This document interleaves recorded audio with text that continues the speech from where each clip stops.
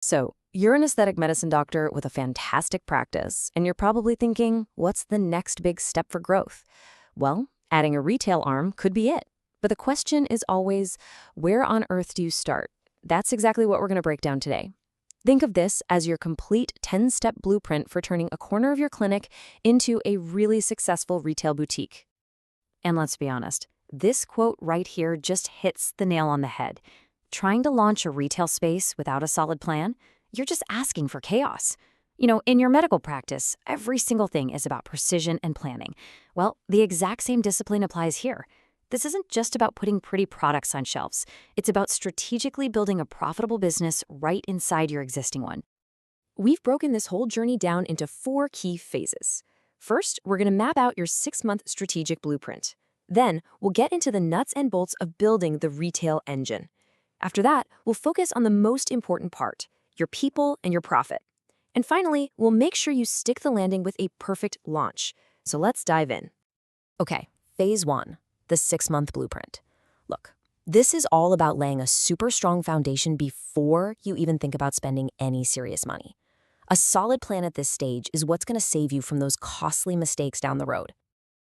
Thinking about this as a 6-month countdown really makes the whole process feel so much less overwhelming. It's all about doing things in the right order. See here, 6 months out, you're just doing research. Easy enough. By month 3, you're looking for that key person to run things.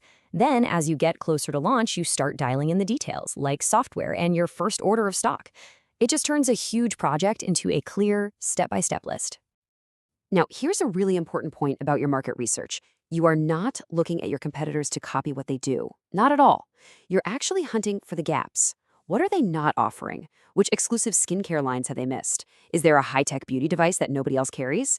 That gap, that's your unique edge. That's how you create an offering that makes people walk past your competitors to come to you. All right, let's talk branding. Your logo, it's so much more than just a pretty design. The source material calls it a silent sales tool, and that's perfect. It needs to look sharp and professional absolutely everywhere. On a tiny serum bottle, embroidered on your team's uniforms, and of course, on the shopping bags your patients will be carrying around town. Investing in a great, adaptable logo, that's a direct investment in your brand's credibility. Okay, let's move on to phase 2, building the actual engine. Now that your strategy is locked in, it's time to create the physical and digital infrastructure that's actually going to power your sales. I absolutely love this quote. It's the perfect way to think about your space. For every single thing you put in there, ask yourself, is this selling or is this seducing? Is that table just taking up space, or is it tempting a patient to pick up a new product? Is the lighting just on, or is it making your most profitable items sparkle? Every single element has to have a job to do.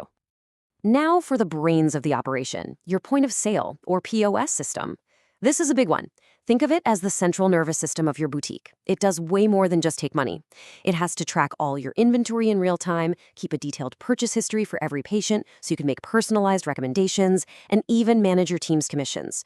Whatever you do, do not skimp on your POS system. So, the big question, how much should you spend on that first big product order? Well, this chart is a fantastic starting point.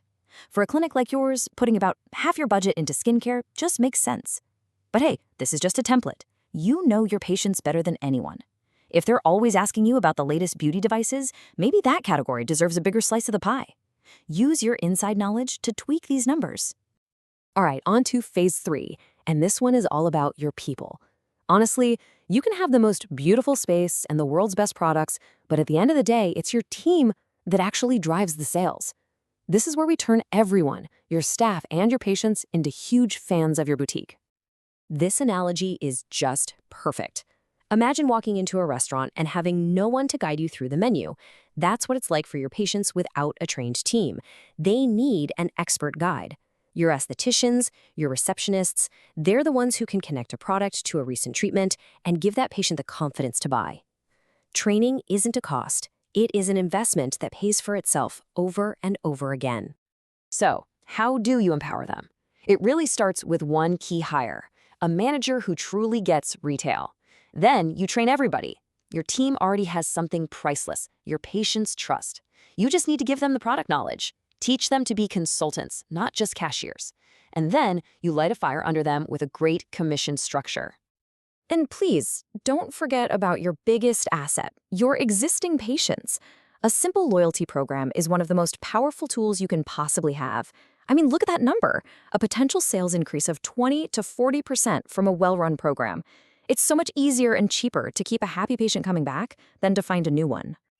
And here we are, the home stretch, phase 4, executing a flawless launch. This is where all that hard work and planning really pays off. The question that keeps every new business owner up at night, right? Is the software going to glitch? Does my team know what to do if someone wants to return something? Will the credit card machine actually work? It's a ton of pressure. But there is a way to answer this question with confidence before you ever open your doors to the public. And the solution is a dress rehearsal. Seriously, a friends and family night is not just a party, it's a critical systems check. This is your chance to find all the little bugs and work out the kinks. You let your team practice on friendly faces, run through every scenario you can think of, from simple sales to tricky questions.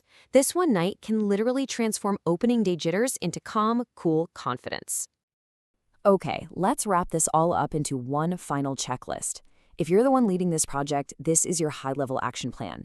You can see how every step here maps directly back to the 4 phases we just talked about: plan, build, empower, and test.